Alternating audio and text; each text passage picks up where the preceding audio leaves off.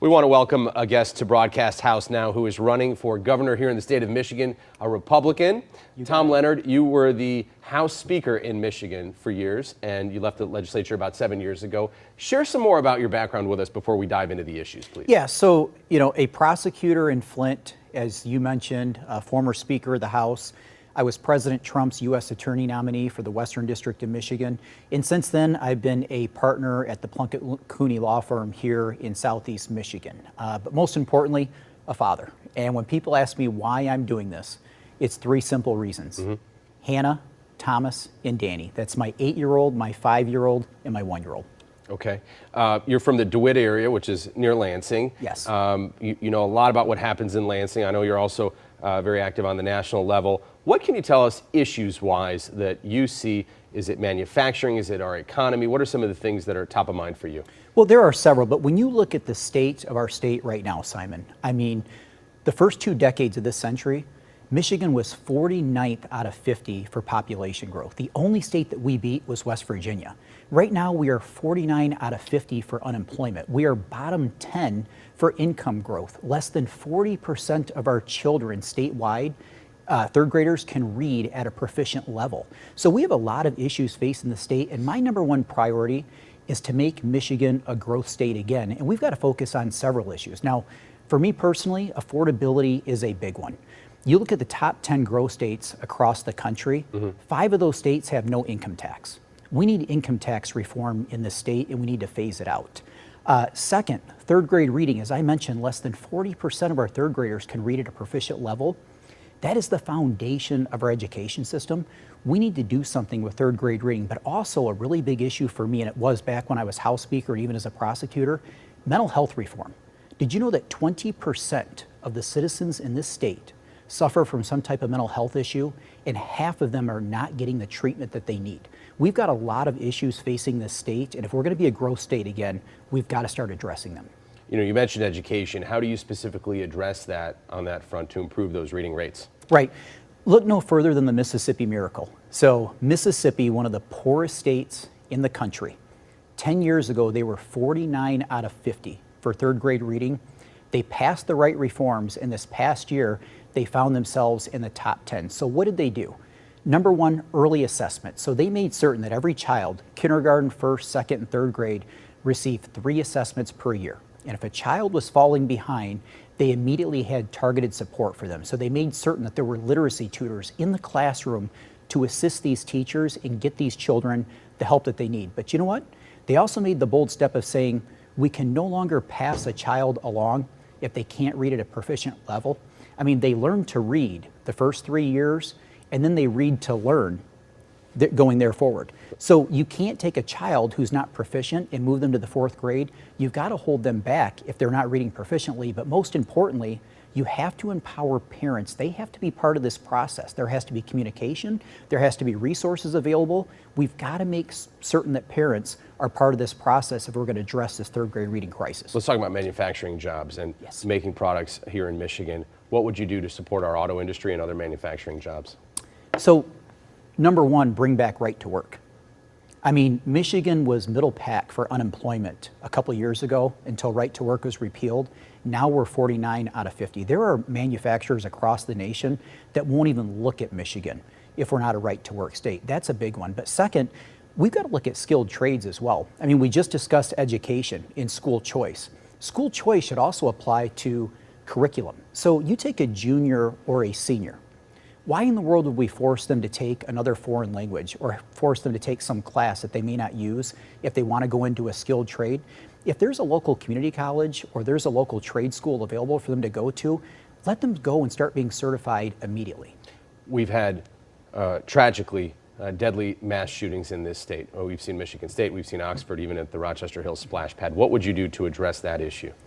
Again, going back to this mental health crisis, you look at many of the people that commit these crimes.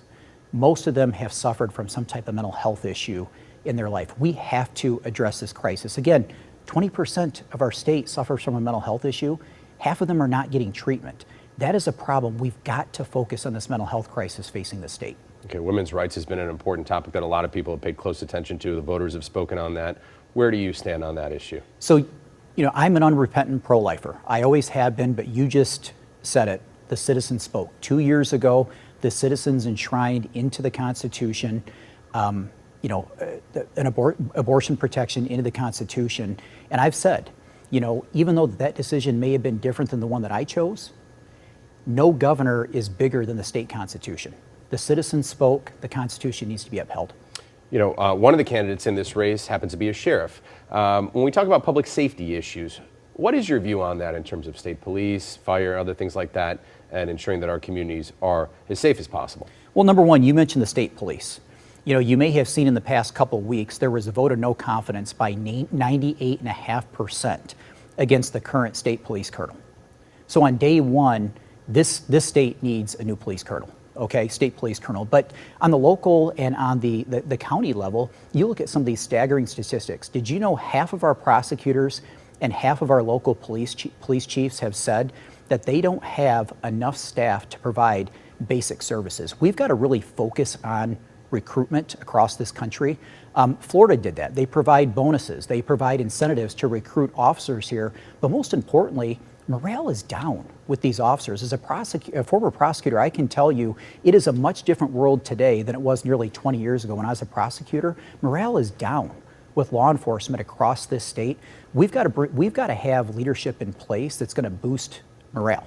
So, forcing our officers to take implicit bias training, wrong. That needs to be gone. Let them focus on the job at hand. Any idea that a governor would sign bail reform that would bring some type of New York or California style bail reform here is just wrong. We need a leader that's going to stand with law enforcement.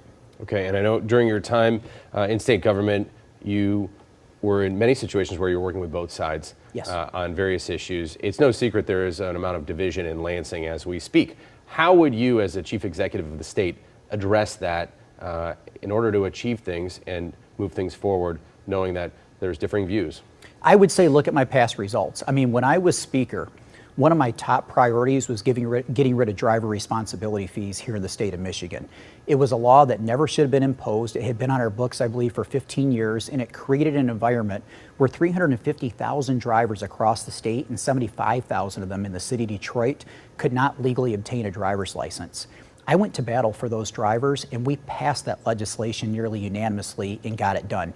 Open records and FOIA reform. That was a big issue for me when I was the House Speaker. Again, something we passed unanimously. What I would say is when it comes to the issues that matter for this state and the citizens of the state, I've got a strong track record of not only working across the aisle, but also getting things done.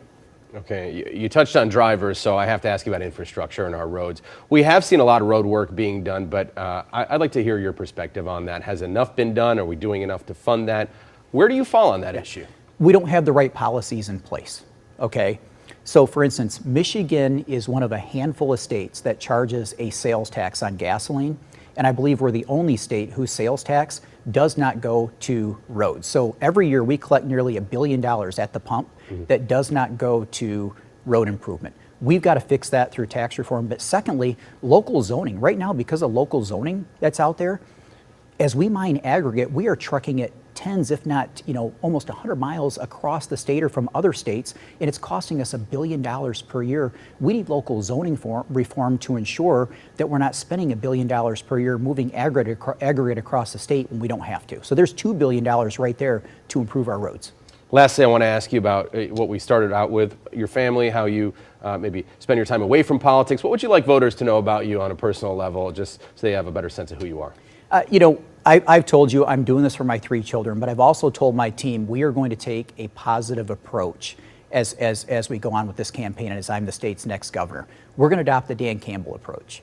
You look at him when he came in to being the coach of the Detroit Lions, he didn't focus on 3 decades of failure.